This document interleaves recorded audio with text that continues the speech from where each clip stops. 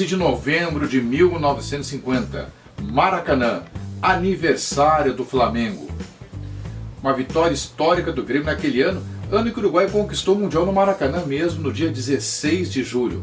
Uruguai 2, Brasil 1 de virada. O Brasil jogava pelo empate naquele quadrangular final, perdeu para o Uruguai de virada. Trauma para o futebol brasileiro. Mas no dia 15 de novembro de 1950, o Grêmio foi jogar com o Flamengo. Amistoso até pelo passe na negociação envolvendo Hermes do Grêmio para o Flamengo. Surpresa! O Grêmio apareceu no Maracanã para jogar com o Flamengo com a camisa celeste. Com a camisa celeste, hein? Mesma camisa celeste que o Uruguai usou para bater o Brasil no Mundial de 50. O Grêmio lá com a sua camisa reserva. Claro, o Grêmio tem, né, a tradicional camisa tricolor, mas estava lá com a camisa celeste. E venceu o Flamengo por 3-1 no Maracanã. Grêmio, primeiro time fora do Rio de Janeiro a jogar no Maracanã e, portanto, o primeiro time fora do Rio de Janeiro a conquistar uma vitória no Maracanã.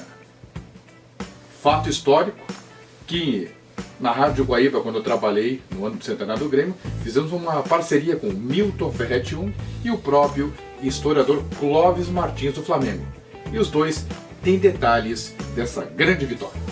Em 1950, o estádio do Maracanã foi inaugurado para a disputa da 4ª Copa do Mundo. Na decisão, o Brasil perdeu o título para o Uruguai, na maior tragédia da história do futebol brasileiro. O Grêmio, nesse ano, encarregou-se, porém, de mais um ato pioneiro. Foi o primeiro time de fora do Rio de Janeiro a jogar no Maracanã, como conta o historiador Clóvis Martins. Comprovadamente, o primeiro clube não carioca a jogar no Maracanã foi o Grêmio de Futebol Porto Alegrense. No dia 15 de novembro de 1950, derrotou o Flamengo em pleno Maracanã por 3-1. E o primeiro jogador não carioca a marcar gol no Maracanã foi Gita do Grêmio, que fez o primeiro gol desse jogo aos 19 minutos. O Grêmio venceu o Flamengo no Maracanã com Sérgio, Clarelli e Joni, Hugo, Sarará e Heitor, Balejo, Gita, depois Clori, mais tarde Dirceu, Geada, Pedrinho e Gorrion. O Flamengo perdeu com Cláudio, depois Garcia, Gago, mais tarde Osvaldo e Juvenal, Nélio, Dequinha e Bigode, Ari, Hermes, Washington, Hélio e Esquerdinha, depois Eliezer. O primeiro tempo terminou 2-1 para o Grêmio. Para o tricolor, marcaram Gita aos 19 e Clori aos 45, cobrando pênalti. Washington marcou para os cariocas aos 43 minutos. No segundo tempo, aos 43 minutos, Balejo fechou o placar. Grêmio 3-1. Gol de Balejo foi o número 3.000 da história do Grêmio.